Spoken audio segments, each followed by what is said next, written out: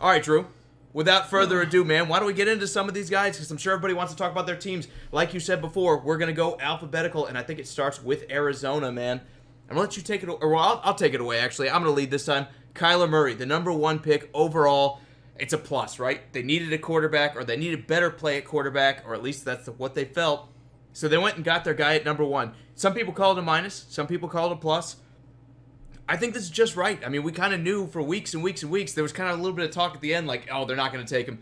They took him, right? And they did the right thing. Would you say so? I would think so, too. John, I'm glad you could join us. John, I'm glad you could join us as well.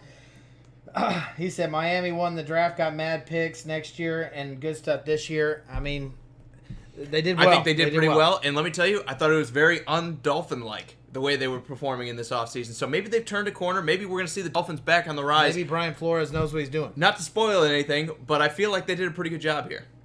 But let's get back to Arizona. There's no doubt about it. Kyler Murray was the right pick at quarterback. It's the right pick at number 1, regardless if Josh Rosen is going to be on their team or not. Obviously, he's not anymore. It was the right move. He's the one that fits the offense that Kingsbury is wanting to run, so it's absolutely the right move. But the pick I absolutely love is the Byron Murphy pick. You're talking about a guy that, maybe he won't be their second corner right off the back, but he could definitely play nickel. And then give him a few years, and he'll definitely will be that second, could possibly turn to that number 1 corner you're looking for. Drew, we were talking about this guy maybe going in the top 10. And he held off to the first pick of the second round, man. They absolutely killed it with this pick. But it doesn't stop there, man. 230, they took Andy Isabella, a guy I had graded as a first-round wide receiver at 32 going to the Patriots in my mock draft. I think this guy is fantastic inside the slot. He's good enough to play in the outside. He's very fast. That can stretch down the field, runs good routes. To get a guy like this at 30, great wide receiver coming out of UMass, I think he's going to be a talent for Arizona going forward. And that was one of their weaknesses. They absolutely addressed a weakness without having to reach for a player. They got a good player who's going to help them out at wide receiver. Then it goes Zach Allen. Pick number 1 in the 3rd round. I mean, this guy, again, had some first-round grades, and they're getting him in the 3rd round. Arizona is absolutely killing it right up to this point. They get Hakeem Butler with their 4th pick, another receiver, because what were we complaining about? They don't have any receivers in Arizona? Right. Well, they did everything they could to fix that. And Hakeem Butler had a lot of high grades, too, possibly low first-round, high second-round picks. The fact that they got him so low at a great value in the 4th round, is I know. Absolutely great for them. And last but not least at all, Deontay Thompson, safety out of Alabama, with the 5th-round pick. This, again, another steal. He kind of fell off a little bit when we started talking about some of these other safeties, but early on in the draft process, everyone was saying he was the best safety in the class. So to get a guy like that has that upward potential in the 5th round, Arizona killed it, man. That's why I gave him an A+. Like, to me, this was, well, I don't want to spoil anything. There might be a couple other A+s in my draft. This was one of the best classes out of anyone. And you're going to see some high grades from me this year because I feel like it's also part of how good and how talented this draft class is. No doubt. But in a great draft class, these guys did an even better job than everybody else bringing on all that talent to their team. I'm not going to tell you Arizona's out of the woods yet. I'm not going to tell you they're fixed, but they're absolutely on their way back to being competitive in the NFL. I gave them an A. And I just, at this point, this is a spoiler alert, top 16 teams, no one has an A+. I just haven't seen the perfect draft yet. I'm still kind of going a deep dive into all these draft picks. A lot of these names are unfamiliar to me. I'm trying to learn about them. But you know what? I can't complain. Arizona's definitely had one of the better drafts out of this so far that I saw, and I like it. I think they made the right moves, and they definitely focused on holes, and they took care of it. John, Ken, Jason, Joey, good to see you all. See all of you guys in here. Let us know what you guys thought. Also, Bo, good to see you too. Let us know what you guys think with these picks as we go along. What kind of grade would you give Arizona just with those guys? Now, they didn't really hit anything beyond the 5th round, but the way I look at it, man, 1st round, you're getting a guy who needs to be an impact player from the get-go. 2nd and 3rd round, you're getting guys that should fill in and fill some kind of need right away. After that, it doesn't matter. Like, it's roll of the dice. If you hit on guys in the 4th and 5th round and 6th round, that's how you go from being a good team to a great team. So Arizona hitting on Hakeem Butler and Deontay Thompson, if they kind of evolve into the players we think they can be, this is how you rebuild a franchise. You get guys like this and then get them really cheap for the next 4 years. Yeah, no doubt. Bo, talking about the Seahawks, man, I completely agree. I don't think we'll get to them. We're going to get to them on Wednesday. But looking at their draft where they came in with 4 picks total, and like you said, they turned them into 11, picked up DK Metcalf in the late rounds. I won't get to my grade, but what they took a little and got a lot out of it, it's one of the better drafts that Seattle's done. Now, Ken says Arizona gets a C+, and John gave him an 8. I think he's going out of a 10 scale there. Ken, I wonder what's got you so down on this draft. Was it Kyler Murray going first? Do you not like Byron Murphy in there? He said Murray's not going to last. They have no O-line and no good weapons. That is one of the complaints I've seen a lot out of people, that they didn't address the offensive line enough in this draft. But they had so many needs, you're not going to be able to fix it overnight. I think this year, again, is more of a building year. Maybe this is the year you win 5 or 6 games and get back on track, and then you go fix the offensive line, and we're talking about them being a powerhouse again, or at least competitive with some of these other teams in the NFC West. Brandon says they got a good quarterback in Kyler. Oklahoma needs to quit putting first overall picks out there, or I'm going to go broke buying jerseys. Now, Will also said Tampa's 4th and 5th from NDSU are solid. Just watch. We'll talk about them a little bit later, man. Not to spoil anything, but I'm going to be a little down on Tampa Bay. But we'll talk about that coming up. Also, Brandon said they got a good QB. I in just Kyler. said that one. Okay, never mind. Moving forward, let's talk about Atlanta. Chris Lindstrom, their first-round pick, offensive guard out of Boston College. How do you feel about this? I mean, there's a lot of people saying he was the best interior offensive lineman, but I think it's pretty clear you're not getting Quentin Nelson here, right? Right. You're maybe getting a starter that's going to start day one. I mean, he's kind of a mauler. He's kind of a guy that's going to go in there and hopefully add kind of a tough personality in your offensive line. That's what a lot of people are looking for. Was a little bit of a reach on him? Maybe. A lot of people didn't have him as graded as high as other teams. Obviously, Atlanta thought very highly of him. But, to be honest with you, as much as I don't mind that pick, the pick that made me question is they trade back up into the first round to get Caleb McRae, another offensive lineman, which obviously there's no doubt about it. That's what they need to focus. But do they not think that guy would have fell to them? I don't know. Again, that was a pretty big reach for me. That's why I have it as a minus for them. I think Lindstrom going there was an okay pick at 14. Kind of a reach, but not really. It's what they needed. He was there. Why not take him? I agree with you, though. Moving up was probably unnecessary. When I look at this pick, and then I look at Miles Boykin right afterward, none of these guys really leap off the page, but sometimes you need these solid drafts where you're going to go sit there and bring some guys on to help things out. Obviously, the offensive line didn't play as well. It went from being a strength to a weakness in Atlanta. They got to keep Matt Ryan healthy, and they got to keep him upright because he's pretty much all that's going on in their offense. They needed offensive linemen. They got offensive linemen. That's why I'm not going to be too harsh here, Drew. But that was it, man. They really did not go out of their way to go get any other guys. I'm sorry, Miles Boykin went to the Ravens, not the Falcons. But they really had those 2 first-round picks, and nothing beyond that was any good. So I got to give them a C-. I look at this draft, man. Yeah, they needed help on the offensive line. I think they got some help on the offensive line, and I like these prospects, but none of them really are elite to me, and I really just don't see those first-round grades that they wound up spending on these guys. Atlanta's one of those teams that didn't do great last year, mostly based on injuries. And one of their biggest issues was their offensive line was not holding properly. So the fact that they took 2 picks, regardless they traded up, even though I could consider that a minus like you as well. It's still the right move. It's the right area to focus on. It's fix this offensive line and see what it could do. Because of that, I like the fact that they're drafting towards a need and they focused on this need. I give them a B. Okay, well, moving forward, guys, again, let us know in the comments what you think about Atlanta's draft. They really didn't hit on anything, like I said. They had nothing special coming outside those first rounds. I did. I said C-. I'm not wild about it. Again, I think the second offensive lineman was a reach to go out there and bring him in, and then you look at I'm sorry, it is Lindstrom, the guard from Boston College. He's probably not the 14th best player in this draft. You could have probably traded down and picked him up if you could have convinced somebody to trade up, especially because Washington needed a quarterback right behind you. And they possibly could have. They possibly could have asked, didn't find anything they liked, and didn't want to move back there. So, but the fact is, like I said, so they settled, and that's why I can't give him a good grade. I think a lot of people have Lindstrom rated up and down. I think there's a lot of high people on him. They're saying he's a mauler. He's the guy that brings in that add to the offensive line. And then you have the opposite, where he's not a solid, complete player that should be taken in the first round as a day one starter. But let's see if Atlanta nailed it or not. And Ken and Jeremy are both kind of in the same neighborhood as me. They both give him a C. I went C-, a little bit less. I was a little bit harsher on them reaching for some of these guys. Still, if it fixes the offensive line, it's going to be worth it in Atlanta because if they can get that fixed, Devontae Freeman coming back to play running back for them, they're at least going to be good on the offensive side of the ball. Chris says an F. Will gives them a C. John gives them a C. To be honest with you guys, like I said, these are one of these teams that didn't have a lot of needs. And Bo gave him a B. Bo's sitting there saying he's in there with them. So he's kind of in your neighborhood with it. I'm just telling you guys right now that this team is one of those teams that didn't have a lot of needs. A lot of these guys are going to come back healthy. We'll see what happens. Hopefully they fix the major issue, which was their offensive line. Baltimore's next, Drew. Are you ready? Let's do it. Marquise Brown, the first wide receiver off the board at number 25.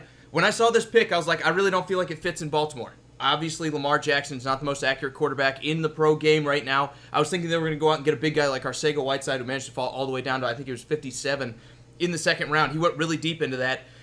And you go take Marquise Brown, who's small, who's very fast, he runs good routes. I think he's a good receiver by all accounts. I just didn't think he fit the scheme very well. But then they went and took Miles Boykin, the bigger receiver from Notre Dame, next to him. And I like that pick at number 1 a lot better because now you have the big target. You got the guy who can stretch the ball down the field. They need that athleticism to kind of spruce things up in Baltimore because John Brown leaving, Michael Crabtree, even though he'd kind of fallen off being gone there too, that receiving room was looking pretty bad. Melvin says he don't see Atlanta as a big threat, but he can knock a team who focuses on their needs, and he gave him a C+, man. There's a lot of grades going up and down. When I look at what Baltimore did, and you're right, Marquise Brown was kind of a question mark, but a lot of people have him as ranked as the number 1 receiver. So you can't really blame him for taking the best receiver when it's the need, even if it doesn't fit their quarterback per se. And then when they went out and got Miles Boykin, that made a lot of sense too. There's your big target. That's the one that you were looking for. My question is, a quarterback at number 6.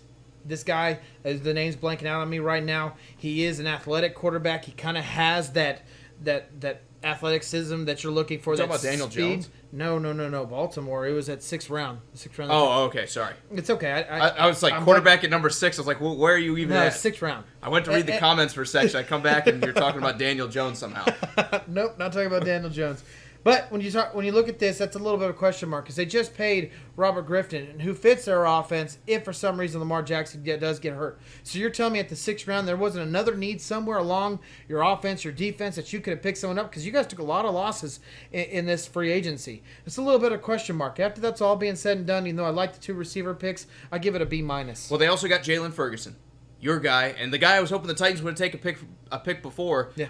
Honestly, this was a pretty good pick. I think he's going to help them out on the defensive line, especially when you've seen such departures like Zadarius Smith and Terrell Suggs. You're losing a lot of edge rushers. This guy can get after the quarterback. I know he did it at a lower level in college, but when you have this kind of production, it will translate to the NFL. He's still going up against very good athletes, just not great athletes game in and game out. I think he has all the physical tools he needs to succeed. I think that's going to help their defense a little bit. I'm going to give him a B+ because, again, they got multiple receivers that are going to help this running game out a little bit, and they also got a defensive end to help that side of the ball too. I'm going to go B+ here. And I didn't mean to ignore Jalen Ferguson. I do like that pick.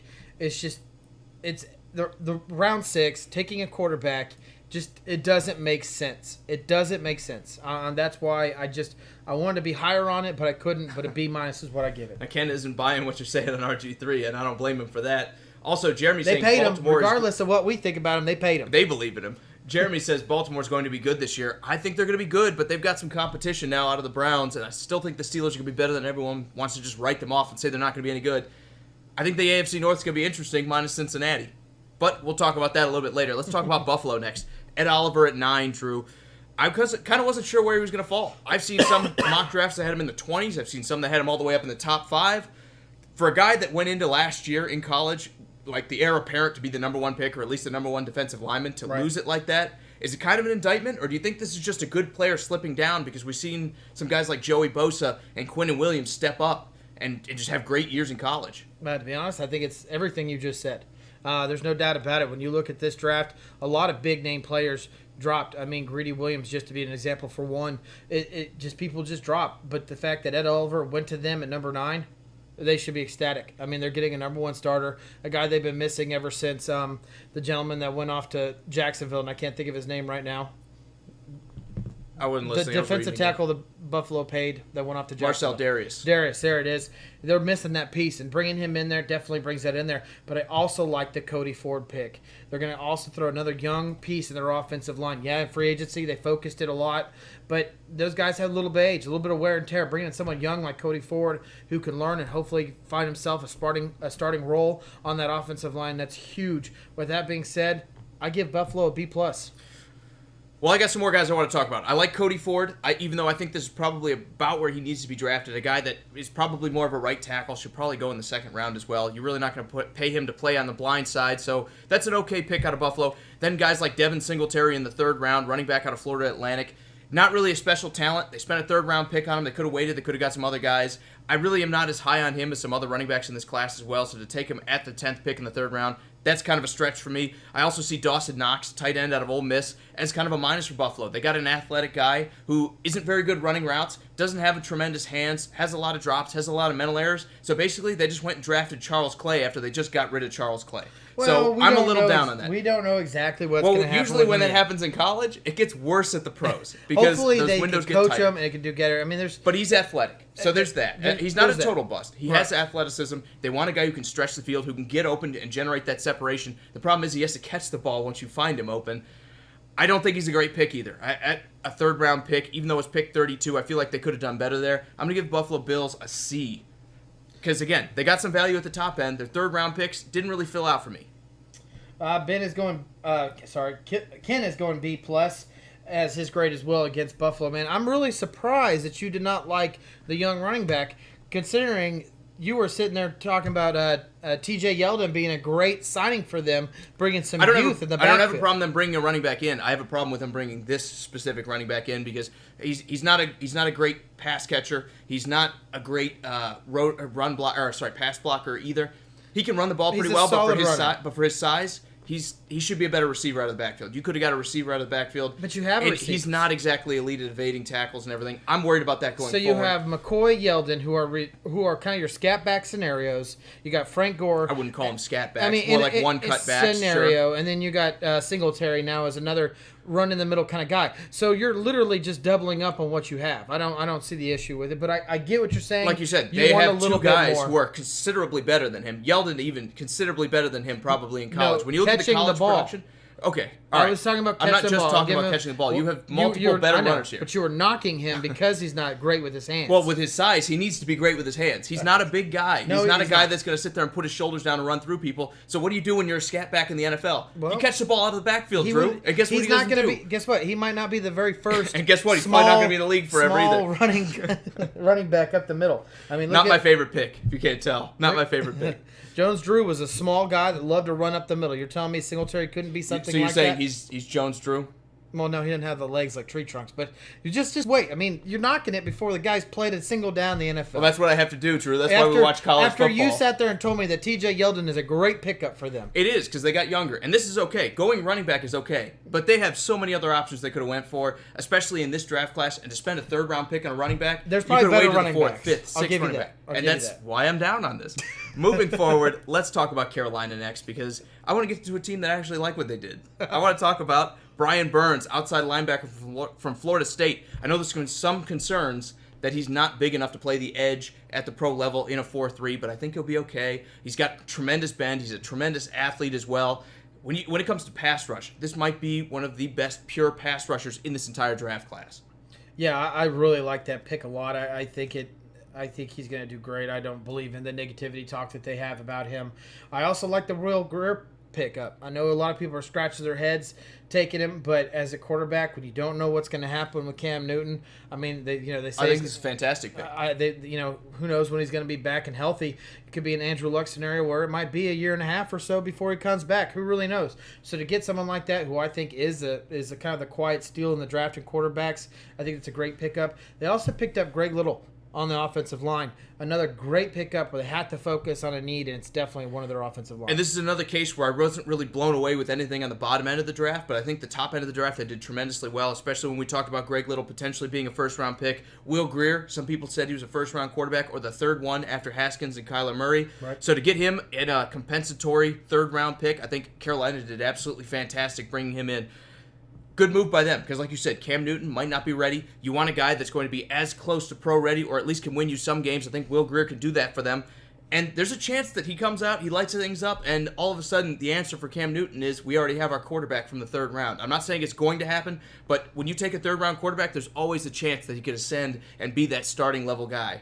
And kind of like Dak Prescott scenario. The way they play defense and run the ball in Carolina, he doesn't need to be great. As long as he's good, they can compete for championships. Just like Dak Prescott and what he did. And just like Cam Newton did when they went to the Super Bowl. Exactly.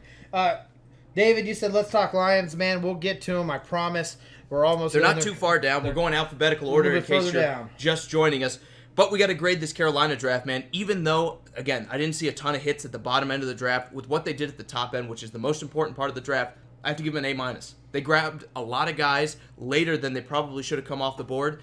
and did a good job of replacing needs at the same time. So it's the best of both scenarios. You're not reaching for guys, but you're also filling the needs you have. I also like it. I gave it a B+. I think it's great. All right, Drew. Guys, let us know in the comments how you think Carolina did. I know I skipped, I think, a couple grades from before. Ken had a B+ to Buffalo, which I think is a bit high. And I think I saw a B-. Will said B- for Baltimore. No, it's not. It's not too high. Ken also gives them a B-. I'm kind of with you there, Ken. I'm a little bit higher than that. I said A-. I really like what they did in Carolina, but only time will tell going forward. Let's talk about Chicago now. This is a tough one to grade, Drew, because they started in the 3rd round with a 9th pick. And then they only had a 4th-round pick, I think that was worth mentioning as well. So they didn't have the top end of the draft. It's always hard to grade when you don't have the top end of the draft. So what I look for is what kind of value are you going to get out of these picks. David Montgomery, a much better running back. You're talking about guys that I like much better than Singletary. David Montgomery, running back at Iowa State, a big guy who's going to fill that role Jordan Howard left. He's not going to play as effectively as Howard did, I think, but he's also a power back that if Mike Davis does not really fit what you want him to do, he's going to give Chicago the ability to run through the tackles.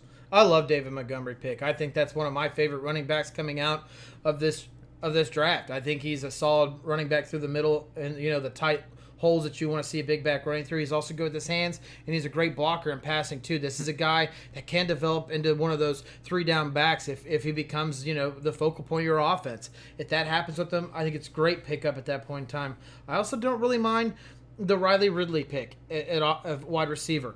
Robinson's a little bit older. He's not going to be there forever. To pick up a wide receiver that has a little pedigree in him, it might be great. Is he perfect? Is he well polished?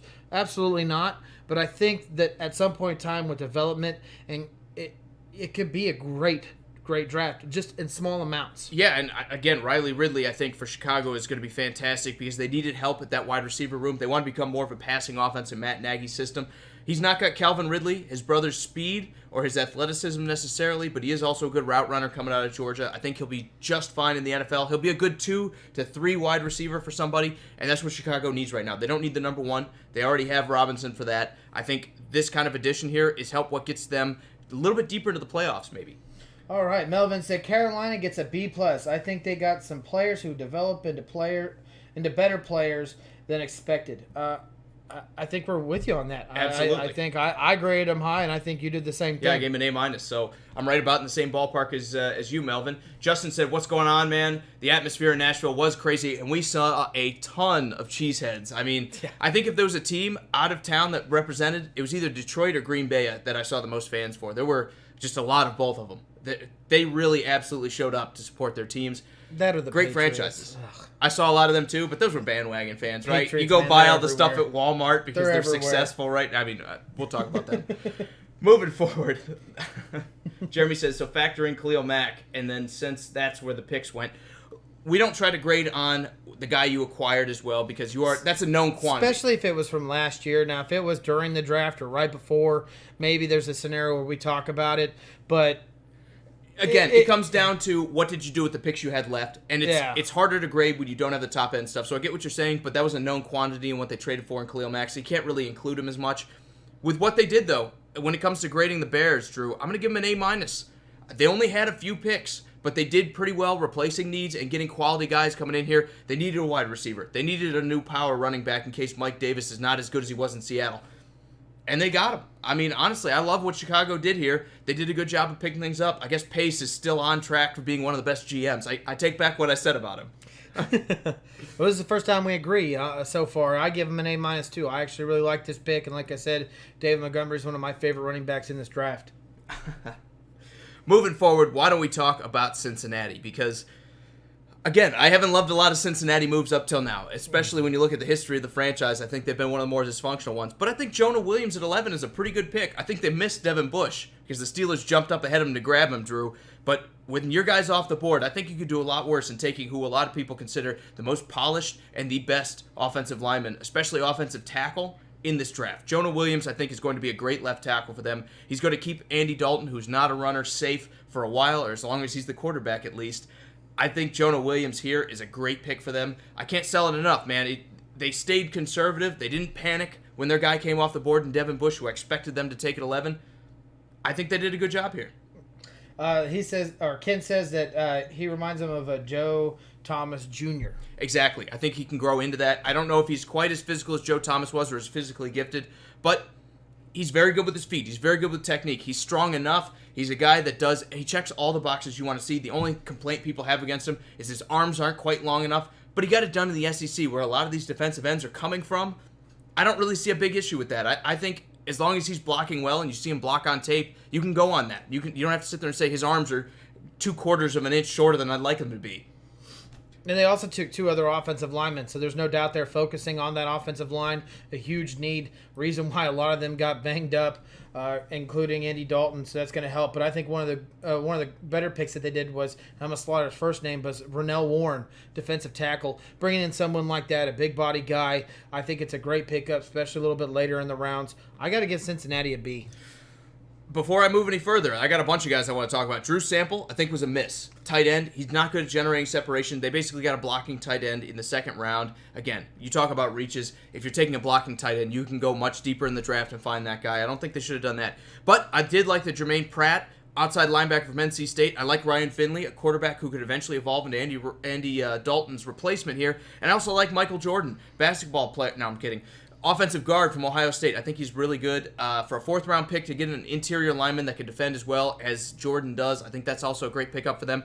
I'm going to give Cincinnati a B+ here because they addressed, again, they have a lot of needs, but they addressed some of them. The only big miss I saw here was the tight end and Drew Sample. And I'm not going to say he's a miss. He could wind up turning into a decent tight end, but for what they spent on him, they're probably not going to get that kind of level of production out of him. Well, there's no doubt that it was a need. There was no doubt. And it was. I agree.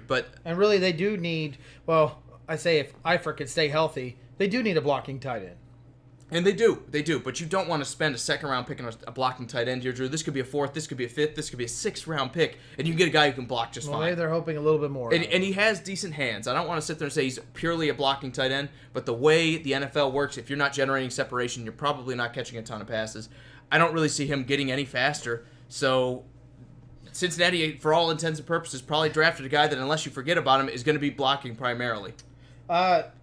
Jeremy has them at an A- for Cincinnati. I think that's fine. I think they did pretty well. Again, I'm a little bit higher than you. I'm a little bit lower than you. I went B+. And I went B. They did pretty well, which is the first time we said that in a while. I think Cincinnati, if you want to get back on track, you got to have draft classes like this. Maybe if they have another one or two of these, we'll talk about their franchise back in the right direction. Ken said B+. Let's talk Cleveland next year, Drew. Greedy Williams, second-round pick. Did you foresee that? No, not at all. It's crazy how much he fell.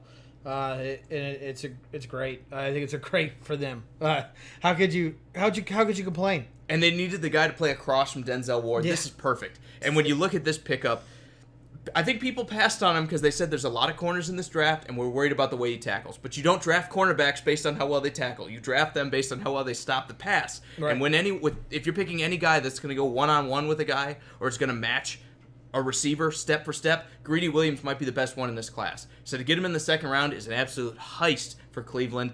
I get it. Maybe he doesn't play the best zone coverage, but that's okay. You already have Denzel Ward, who's an amazing corner on the other side. They might now have 2 lockdown corners in Cleveland. Honestly, this pick, if he develops the way he can, Cleveland, I know we were sitting there talking about Super Bowls beforehand, but it might be a real thing if this guy develops like Denzel Ward did last year. No doubt about it. Sharif, thanks for joining us, regardless if you're late. Jeremy wants to know who signed the football. Literally, we signed it. It's a bunch of no names. I have Corey Davis and Jarrell Casey's signature on this one. I don't know who they play for. You wouldn't believe this, both play in Nashville for the Titans. Moving forward. Let me just go to the comments here really quick. Sharif said the Ravens got a D in his opinion. I'm actually in another direction. I said B+. Drew, you were pretty high on the Ravens too, didn't you? Yeah, I gave him a B-. Just to recap really quick, Marquise Brown didn't like it at first, but when they brought on the big receiver in Miles Boykin, and then Jalen Ferguson, another great edge defender there for the Ravens, I think they did a pretty good job, man. I think you're being a little harsh on the boys. Melvin said, Cleveland looking serious this year, no longer the laughing stock of the NFL. There's no doubt about it, man. I even if it is a down year from what all these names are bringing in, what the future holds for this team with this young talent, they're only going to get better. Also, Jeremy said, who signed the ball? Jeremy, future Hall of Famer Corey Davis. Everyone knows that. Plus, best defensive tackle in the league, Jarrell Casey. Obviously, everyone knows that. Moving forward, let's talk about Dallas. Hold on. I never got a grade Cleveland. Well, you don't get to grade things. Did I even grade them? No, you didn't. All right, let's keep talking Cleveland then. And Sheldrick, red wine safety was another need that they needed after trading their safety off to the Giants, and I can't think of his name right now. I like that pick. Jabril Peppers. I like that pick. I like that they're focusing on needs. I have to give Cleveland a B+ just because who fell to him. Absolutely. I'm not crazy about Simone Taki inside linebacker, but he's okay. Mac Wilson, I'm cool with in the 5th round. Again, this is a guy we're talking about 2nd, 3rd round grade. Going into the 5th round, I think Cleveland kind of addressed their inside linebacker issues. I think they did all right. I'm going to go B for Cleveland as well. Also, Sharif, yes, B+ for him. Because like I said, didn't like the first pick in Marquise Brown until they got the big wide receiver to play against him. They just drafted better versions, hopefully, of Crabtree and John Brown from last year. So hopefully the Ravens are back on track. Sharif says, who's getting the ball? My trash can. Well, I agree with you, man. You got to sit there and say who's giving them the ball, but you can do creative stuff with fast wide receivers. No, you can sit there and do creative stuff with wide receivers like Marquise Brown. Look at Kansas City. They do creative stuff to get the ball in Tyreek Hill's hands. You don't always have to throw the ball 40 yards down the field to these guys, even though they're fast. I think the Baltimore Ravens are going to find a way to implement him and make him effective just by getting him the ball in space. Jeremy says that the Browns are going to make the playoffs this year. He says, write it down. Well, you're not the only one saying that, Jeremy. It's everywhere. But it's still a bold statement. I still think they might be. Vegas doesn't even have them with a winning record. I think Vegas has them at 7-9 again. Let's not ignore this is a tough division. Even Cincinnati, I get it. Cincinnati's not a good team last year. They still play every team in their division real tough. I mean, you're talking 6 games where they're going to struggle against some of this. And Cleveland faces a bunch of other good teams as well. I think Kansas City plays them once. I'm not for sure. Titans play them. That's Week 1. So easy win there. So for the Titans, I agree, man. It's gonna be fun. Ken says Cleveland gets an A-. We grabbed everything we needed: a zone linebacker, a blitz linebacker, a lockdown corner, a nice safety to learn for a season. I'm right there with you, man. I absolutely love their draft. They gave it a B+. I went with a B. Again, I'm pretty high on it too. I think part of it's just how deep this class is. I know we're giving out a lot of high grades here, but I think Cleveland did a great job, especially Greedy Williams. I think that was the highlight of the draft, getting what might be the best corner in this draft in the 2nd round. Great job by them. Now let's talk about the Cowboys. Are we ready? Yeah. Can we move on? Like I wanted to. I was just ready to talk Dallas, Drew. I don't know why. Tristan Hill, UCF defensive tackle. I got it as a big minus, man. He's not consistent at all in college. He's not exactly a big guy either. He's going to play probably a 3 technique there in their system. 2nd round, 26 pick for a guy that ain't that great. So that's already not starting out great for me. So, and then you talk about Connor McGowan, offensive guard from Penn State. They got a 3rd round offensive guard that was fine. Honestly, I wish the Titans would have went with this guy instead of Nate Davis, but he's still a good offensive guard, so that's okay. The only other thing I can sit there and say that they have a little bit of light in this is Joe Jackson, defensive end out of Miami, going to them in the 5th round. Look, Dallas, they missed on some picks, man. They didn't have a lot of them to begin with, trading away their 1st round to get Amari Cooper. I look at this draft, I got to sit there and say it's a D+. They did not hit any home runs at all in this. They didn't really take any guys that I'm looking at and I'm saying, this is the next big star for this team. Man. Just real quick, Jesse says he thinks the Browns is gonna be 7-9. It's pretty low, but it's a possibility. That's man. what Vegas says. I don't know. I put my money on a game or two. Oh, he's saying that's what Vegas is. Yeah, or maybe I don't know. That was what Vegas said. They said Vegas is not going to, or Vegas right now has it where Cleveland's not going to have a winning season. Again, I think they're going to have 8 or 9 wins, but we'll see. I don't know. Maybe 10. Maybe we're getting on the hype train a little early because we always have these super teams in the offseason that never wind up winning more than 6 games, like the Eagles from a few years ago and Jacksonville for pretty much the past 3 years.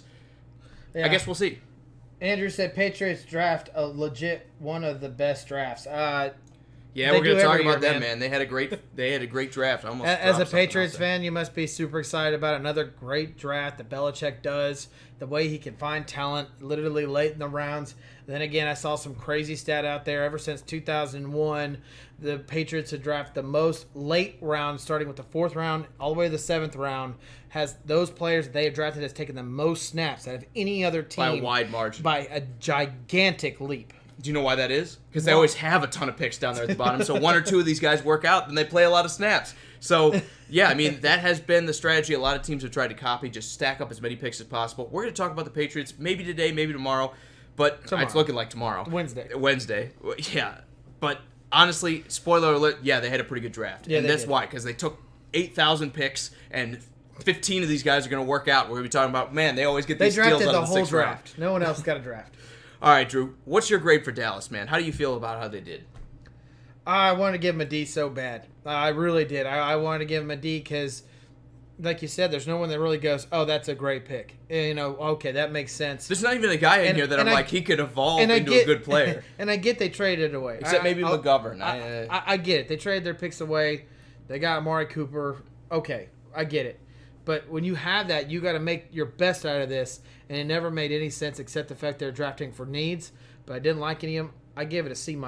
All right, Drew, let's talk Denver next. Melvin also says the Cowboys remain a middle-of-the-pack team. He doesn't feel like they did enough to get the team to the next level. I'm with you that they didn't do enough to get to the next level. I'm not going to say middle-of-the-pack. I'm going to say somewhere above that. Obviously, they made the playoffs. You look at the way the defense is playing. They have a great defense. They have Amari Cooper, who's a number 1. They have Ezekiel Elliott, who's a top 5 running back. They have what should be a good offensive line. Hopefully, they play better next year.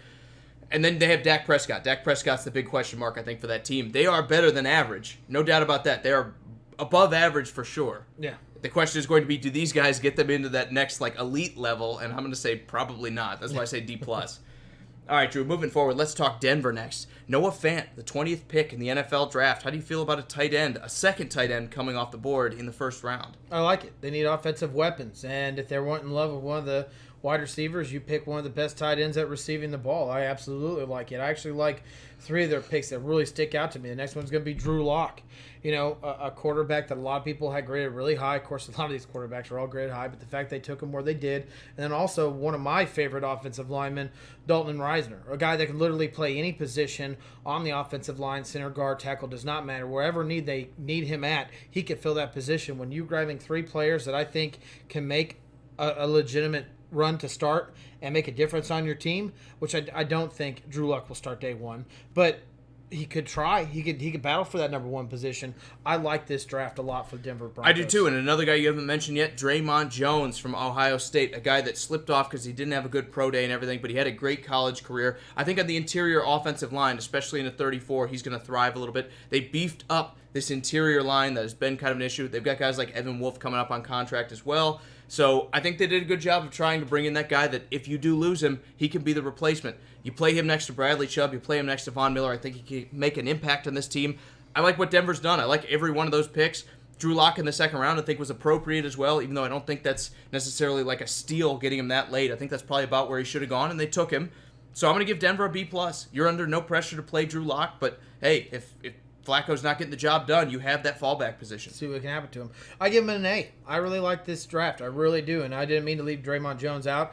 I just think that those are the 3 picks that stick out to me as Drew Lock, Noah Fant, and Dalton Reisner. I agree. All right, moving forward. I'm on my second beer. Why don't we talk about... Did you say we won down there? Yes, I did. Thank you. Moving forward, let's talk about Detroit, because I ran out a while ago.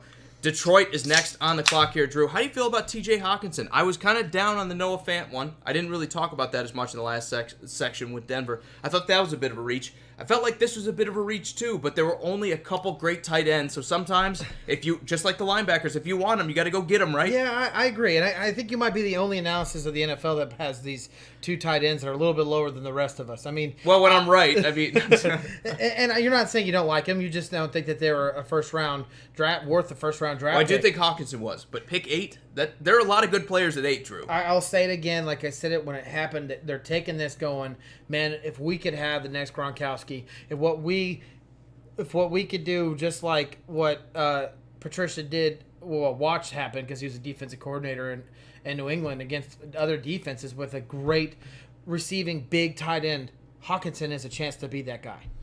He does. He has a chance to be that guy. The question is, after watching his tape and after watching everything else, is he going to be Gronkowski or does he fall somewhere short of that? I think he probably falls somewhere short of that. I think there was only one Gronk, to be honest with you. That's why I'm saying 8 was a bit of a reach. Now, if this was, again, if we knew what Gronkowski was going to be and he went at this pick, I'd say absolutely it's worth it. But Detroit's rolling the dice here a little bit. They're betting on Hawkinson evolving into that next elite tight end because what happens if he's O.J. Howard? What happens if he doesn't really evolve to that next level and you just spent the 8th overall pick in the draft and you let a lot of guys like Ed Oliver slip by? I mean, that's there's some opportunity cost here, Drew. They took Eric Ebron. They've already done this once. Well, yeah, but now Ebron's good because he's not playing in Detroit. The question is going to be, are you able to maximize him? I think they can. I think they will maximize it. I think the way that Patricia has watched it happen in New England for years, he can figure out how to get that guy where he could be as good or close to be as good as Gronk was. I'm going to let you say this name, but Amani Oruwariye,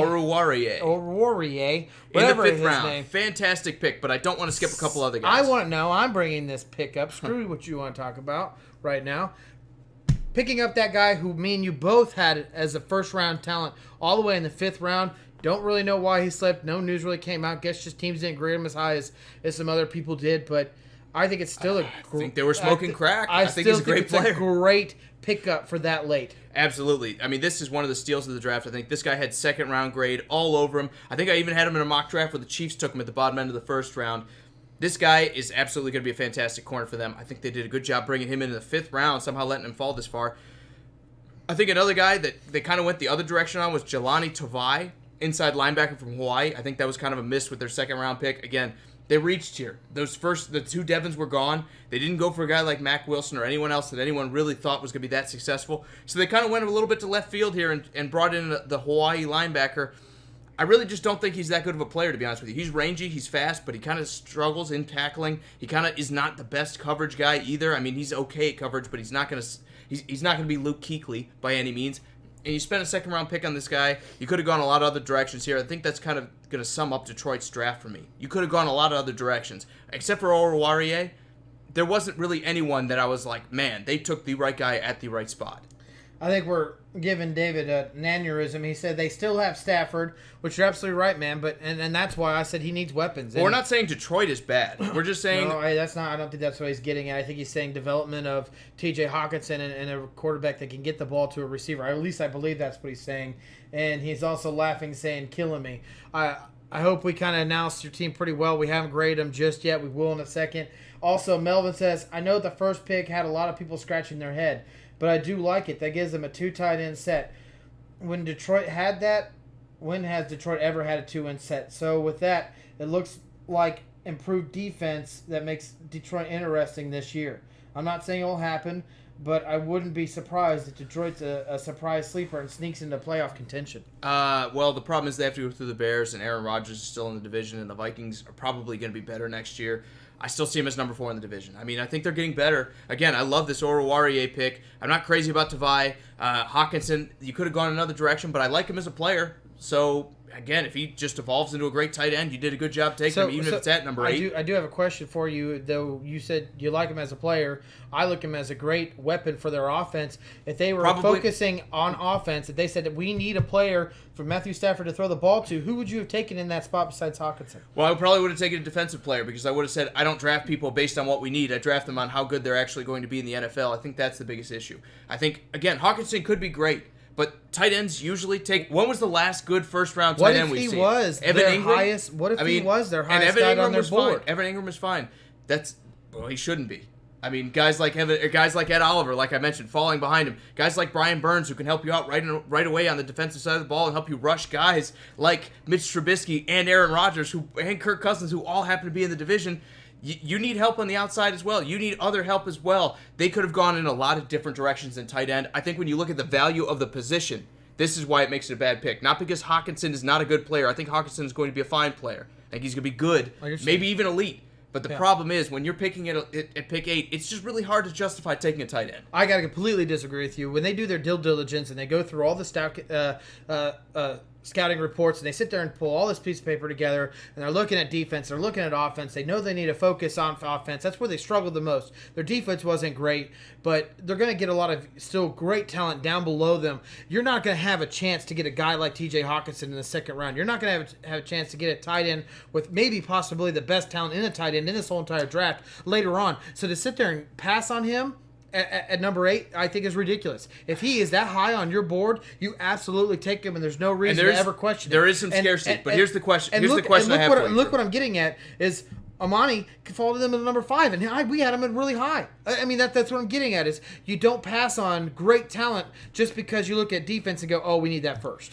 No, you do. And let me tell you why. Because you look at it and you say tight ends are not that valuable in the NFL. There are a few great ones, like Travis Kelce, like Rob Gronkowski when he was playing, like Zach Ertz. But those guys are special. And you really have to believe in this kid to take him at number 8, because there are a lot of other guys that could be special for your defense at that pick. You could fix your defense, not fix your defense outright with one player, but you could get significantly better by taking a great edge rusher here. You get significantly better by taking a great corner here. You could get significantly better by helping out any one of these other positions as well. So to sit there and say we're going to take a tight end at 8, if you were a great team and you take a tight end at 8, this is fine. But let's face it, Detroit is not good enough as a roster.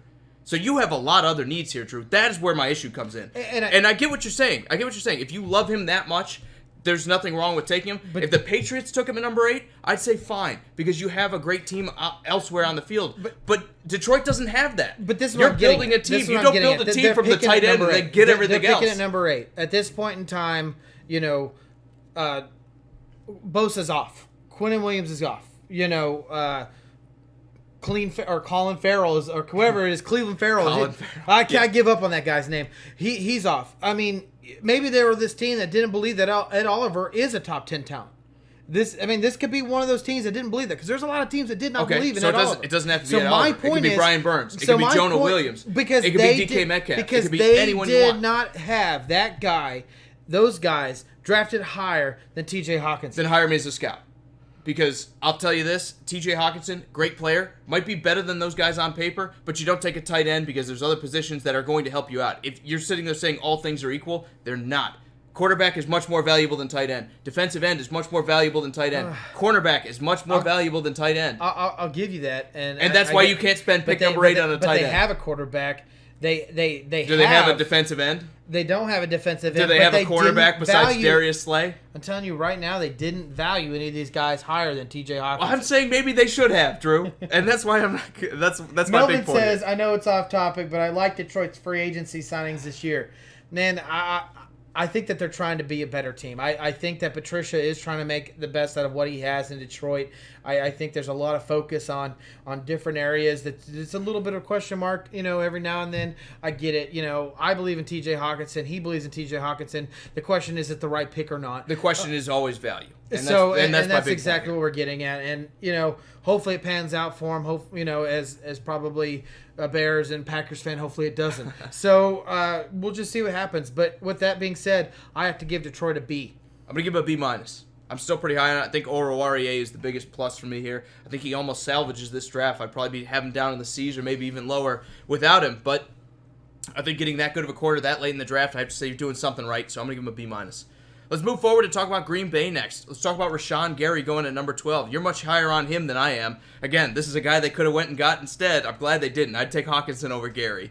But it's not a need. Well, no, it is a need. But the thing is, Rashawn Gary, again, has all the physical talent in the world, but didn't produce at Michigan. If you don't produce in college, you're probably not going to produce in the NFL. That's why I'm not crazy about this pick for Green Bay. I have no doubt they need edge rushers, or you can never have enough of them, even though they hired both of the Smiths this offseason in free agency. I'm just not wild about Rashawn Gary at 12. I guess they thought they were getting a physical freak. The problem is they're getting a physical freak who doesn't do anything, which is kind of an issue.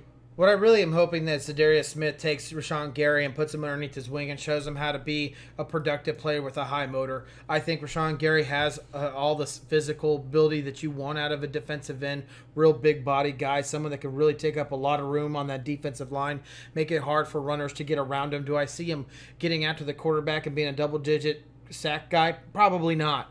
But maybe with Zadarius Smith kind of showing him how to be that big body defensive end, maybe something like that could be a salvage, of a career of a young guy, because I'm there with you.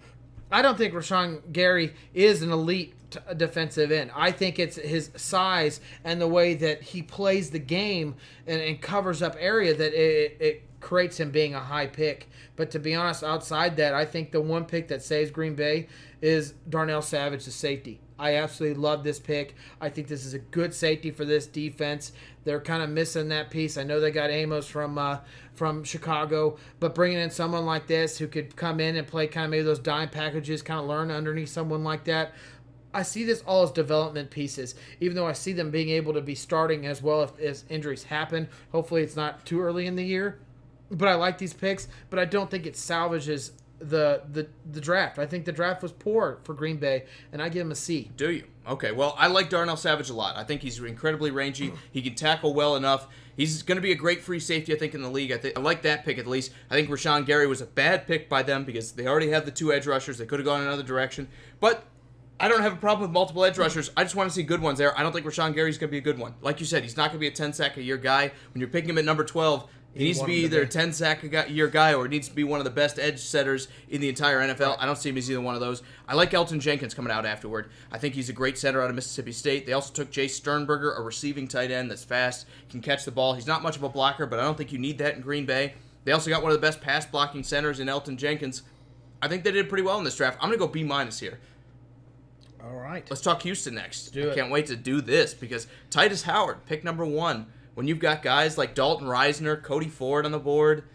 A little bit of a head scratcher, huh? I think he's a good player. Oh, I do too. I think he can play left tackle, which is fine, but do you know who else can play left tackle? Dalton Reisner. And who's probably going to be better at playing left tackle, in my opinion? Dalton Reisner. So, again, they took an offensive tackle, which I think everyone in the world agrees Houston needs to buff up this offensive line. They took one that, on paper, is going to be probably a good player, but not as good as some of these other guys that might be out there. Yeah, it's a little bit of a head scratcher for me. I don't dislike Titus Howard. I think that he could become a good tackle for your team. But when you're in such need of just immediate starting help in the offensive line and some of those bigger names out there that all your, well, maybe they're not their scouts, but every other scout has probably said, hey, this guy's a better pick, and you don't take him, it's a little bit of a question mark for me. It didn't go well for Houston, in my opinion. No, it didn't. And then in the second round, they took Connie Johnson, cornerback out of Kentucky. The guy only had 1 pick in 2 years, I believe it was. Not exactly a ball hawk. I mean, he's a decent cornerback in the coverage kind of sense of things, but he's not generating any turnovers. I think when you look at it, guys like Oruwariye falling into the 5th round, there were other cornerbacks that dropped a little bit deeper as well. They didn't get a quality guy. I think he's a good player, but this is what I'd like to see in the 3rd, 4th, 5th round when we talk about value. I like Max Sharping, offensive tackle out of Northern Illinois. They're going to help the offensive line here, but it's not an overnight. It's not a quick and easy solve to the offensive line. So the question is going to be, is he going to be able to slot in right away? And then Kahale Warring, tight end out of San Diego State, I think is a good player. He's a good receiver for them. I think they need that. They need a guy who's going to be able to catch the ball from the tight end position. I got to give him a D. I look at this. You could have done better at offensive tackle for both spots. You could have done better at cornerback, and then you got a tight end who can catch the ball, but his game's pretty one-dimensional as well. There wasn't anything about this draft that really excited me or really worried me as a Titans fan watching Houston take them. To be honest with you, I think the tight end pick is what actually kind of saves this draft for me. I think with Waring coming in, even though he is one-dimensional, you don't really have to teach him how to catch the ball, which a lot of big tight ends have issues with. So bringing him in there, especially in O'Brien's and as a coach, I think he could develop this guy into a better player, and I think that's what took it out of a D for me. But I still sit at a C-. All right, Drew. Let's do 3 more. What do you say? Let's start with Indianapolis, because this one is tough for me to grade a little bit because they had a lot of picks, but their first one actually came in the 2nd round when they took Rock Ya-Sin with the 2nd overall pick. Again, a lot of corners slipped past this guy. I look at the way they sat there and reached for Rock Ya-Sin because of his size, because of his speed out of Temple, and they're sitting there looking at this guy like, we can fix it. Because he had some great plays at Temple, he had some great interceptions at Temple, but he had a lot of plays where he was inconsistent as well, where he got burned, and when you're at the bottom level of college football, or the 2nd level of college football, you really need to step up, and you need to be that guy who's unbeatable, right? You need to be Darrelle Revis. That's the only worrisome thing, I think, about this draft for me, is Rock Ya-Sin at that 2nd pick in the 2nd round. See, I actually like the Rock Ya-Sin pick. I think as much as you're down on him, I'm kind of more up on him. I think I like his size. I like what he could do as far as covering those big receivers. He didn't have that elite speed, but he just does seem at times to be in the right position, which is kind of nice. I also like the Paris Campbell. Yeah, this one's worrisome. When you talk about him playing across from T.Y. Hilton. I didn't mean to cut you off here, Drew, no, but this fine. is a great pick by Indianapolis, man. You're getting another speedy receiver that is kind of T.Y. Hilton-like, where maybe he's a little undersized, maybe he wasn't the most productive in college, but he's going to be in the NFL when you're the 2nd to T.Y. Hilton. As long as he sits there and pans out and he runs the same routes he ran in college, the guy can produce. They're going to have a fast wide receiving core for Andrew Luck. What he's going to do and what he needs to do is he's going to take the top off the defense. He's going to make the defense be worried. Is he going to get 80, 90 catches? Absolutely not. He might get 40, 50. I think he could. But what it's going to be is it's going to be over the top. It's going to make those defenses have to cheat backwards, which allows the tight ends where Andrew Luck flourishes, and that's where he's going to become valuable. When you have those two wide receivers on the edge that have speed like that, and they can lift the safeties up, that's when you get value out of your tight ends, which is the Colts are looking for. No, I absolutely love that move, man. Paris Campbell, I think, is going to be scary for Indianapolis. You're right. He's going to be good down the field, but I think he's more than that. You have T.Y. Hilton, who can also do that kind of work as well, so you can kind of change things up on him. This play can be Hilton, or this way it can be Paris Campbell. The next play can be T.Y. Hilton, and then all of a sudden you got those tight ends underneath when you send both of them that can absolutely punish a defense. Indianapolis got better because of this draft pick. Also, Bangaloo, great outside linebacker from TCU. Bobby Okiriri, you want to say that one? No. Outside linebacker from Stanford. I think it was a good pick for them. They're going to try to readdress some pass rushers on this defense. They're going to put these guys on the line as well, and I think they're going to absolutely just wait and see. I know they signed Justin Houston, but they have a lot of young guys in that outside linebacker position to rush the passer, where it could be one of those just whoever's best gets to play. Jeremy says Jack Doyle rules. Man. Yeah, I know. He's great, man. Absolutely. I think he's one of the best underrated tight ends in the NFL. It makes me laugh. Doyle rules. Hey, man, to be honest with you, I was huge on Jack Doyle. I really was big on him last year going into Fantasy League. I thought he was going to put up huge numbers, and Eric Ebron literally came out of nowhere and stole all of it. But you don't play fantasy football. But I called it because I knew that a tight end would go off. It just didn't expect that. It just wasn't the right one. Yeah, exactly. And I'll say this. Look, you don't play Jack Doyle in real life worrying about his fantasy numbers, so I think they're getting absolutely the production they want to see out of him. If as soon as teams go and cover Eric Ebron, Jack Doyle's going to be wide open and punish them as well. I think now Indianapolis has one of the best wide receiving cores out of anyone else. And when I talk about wide receiver, I mean ball catchers. When you talk about tight ends, when you talk about wide receivers, they have a lot of guys who are going to be able to make an impact on this football field. They're going to be a tough team to stop. They doubled down on this offense. They got better at pass rusher. Indianapolis is going to be that team to worry about. To say that they had the better wide receiver core, I don't know if I can believe that. I mean pass catchers. There you go. But as far as a whole team, the receiving core is definitely a lot better now with Paris Campbell, where you put another number 2 wide receiver with speed into the game. Let's talk about Jacksonville next. But first, let's grade Indianapolis. I'm going to give them a B+. I think they did exactly what they needed to at every position. And I'm going to completely agree with you, and it's a B+. All right, Jacksonville, on the clock. Josh Allen falling to them at 7. How does this happen to me, Drew? How does this happen to me? All right, Josh Allen should have been gone long before number 7. He was the 3rd, maybe the 4th best player in this draft, if you want Kyler Murray ahead of him. With the highest ceiling. Yeah, exactly, with the highest ceiling. And he falls to number 7 to the team I hate, the Jacksonville Jaguars. Fantastic pick for them. Let me say, good job not messing up like Tampa Bay did. Good job not messing up like the Giants did, because guess what? You could have taken Daniel Jones at 17 and taken Josh Allen at 6, and your team would be a lot better. So good job by Jacksonville. I tell you this, but Jacksonville had a pretty darn good draft. I know. I know. Not only did they get Josh Allen, they also got Jawan Taylor, who a lot of people had targeted as a first round pick. As their first round pick at number 7.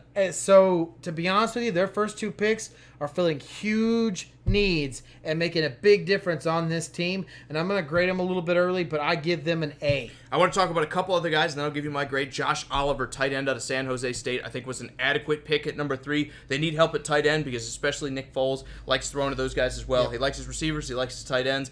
I think Josh Oliver's going to be able to help them out there. Quincy Williams at pick 34 in the 3rd round out of Murray State. I think that was a bit of a reach, so maybe not the best pick there. That's going to be a bit of a minus for me. And then Gardner Minshew, quarterback out of Washington State, just in case this Nick Foles thing doesn't work out. They got a rhythm passer who can get hot at times.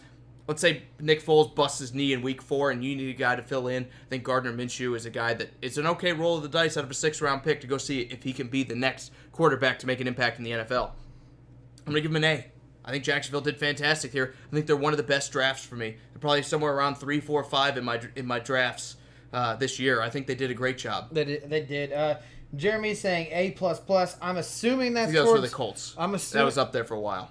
No, I saw when it came in. I'm assuming you're still saying the Colts, but I don't know if it's a Jacksonville, man. Let us know. I just want to know why you which team that you think did a great job, obviously, when you give it an A++. All right, our number 16th team, which just happens to be the Kansas City Chiefs. Everyone's going to sit there and say, we just want to talk about Drew's team, but that's not it, really. They're 16th when it comes to alphabetical. No, we wanted to talk about them. I'm gonna let you take this away, Drew. You tell me how you feel about Mecole Hardman, wide receiver out of Georgia. I always want to say Michael, but it's not. I know Mecole was a little bit of a head scratcher. The fact that we traded up to get him. I think we gave around our 4th round pick. He was talking about the Colts. Yeah, I liked it. I like the Colts draft. I absolutely do. I gave it a B+, man. But Hardman's a little bit of a question mark. It really is, because I don't really see him being that high on everyone's draft boards. We gave around our 1st round pick for Frank Clark, which was a great move. After I sat there and thought about it, I threw a fit about that too. But the question is, moving up to get Hardman, who in a lot of polls, I mean, he was down there at 160 some. Like this is a 4th or a 5th round pick. He was not going to be picked anytime soon. The thing is he kind of marks the same speed as Tyreek Hill has, but he doesn't have the receiving skills or the route skills that Tyreek Hill has. Now, it's a little bit of a question mark, but I do think that the Chiefs redeem themselves with the next 2 picks. I don't know if you want to talk about him. Well, yeah, let me go into that. First off, I think Mecole Hardman was the big minus for Kansas City. If they didn't, I'd be talking about them having a great draft this year, talking about Juan Thornhill and also Kalen Saunders out of Western Illinois. I think they did a great job selecting those guys. Mecole Hardman, though, this, like I said, is a 4th, 5th, 6th round pick. They reached on him because they were worried Tyreek Hill is gone, and they said, this guy's a big part of our offense. Let's go get the guy who closest replicates that part of our game. So they took Hardman, and they reached on him, and they said, you know what, we don't even care. I understand that's a valuable part to Kansas City's offense. That speed on the field at wide receiver is valuable to them. But the problem is, you probably just drafted a kick returner with a 2nd round pick. He is considered the best the returner in the draft. And that's okay. I get it. You want to see pluses. But when you're talking about a 2nd round pick... Hill was our punt returner. We got to have somebody. And that's fine. I understand. But you can't spend a 2nd round pick. I know you're playing devil's advocate here a little bit. This is a bad pick. This could have been your 3rd, 4th, 5th round pick, or at the very least, you could have not traded up for this. So this was a bad pick out of Kansas City. My biggest issue is Juan Thornhill, absolutely fantastic cornerback out of Virginia. I think this kid is going to be great for them. They needed help at that position. He's going to be physical. He's going to be fast. He's going to be able to make impact plays. He's going to be able to generate turnovers as well. I think this is one of the better cornerbacks that a lot of teams could have taken instead of the guy they took in the 2nd round. So when you hear me saying they could have done better, this is one of those guys. Also, talking about Kalen Saunders, defensive tackle out of Western Illinois. For a 325-pound man, this guy moves like he's 320 pounds. He's absolutely fantastic. You put him next to Chris Jones. You put him next to Frank Clark. We're talking about maybe another impact player on the defensive line. They're going to go from being a position of weakness 2 weeks ago to being a position of strength on the defensive line in Kansas City, which is where they like to build, which is where I think teams are right to build from. I think Kansas City's done a good job addressing that as well. So when it comes to my grade, I'm going to give Kansas City a B+ here because except for that really big misstep, in my opinion, with Mecole Hardman, I think they did a great job drafting just about everybody else.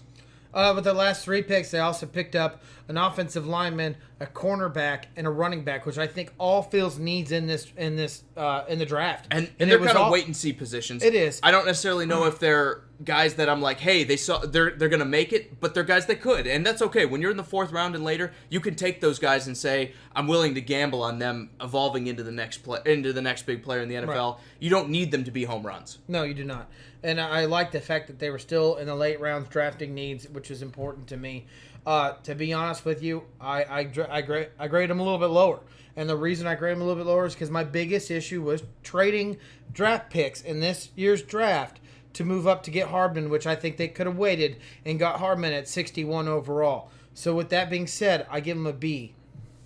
I understand, Drew. I think, again, Kansas City still did pretty well when you look at the other guys they took. I'm not a big Hardman guy. Again, I think this guy, there's like probably a 2% chance he turns into the next Tyreek Hill and a 98% chance he turns into a good punt returner for you.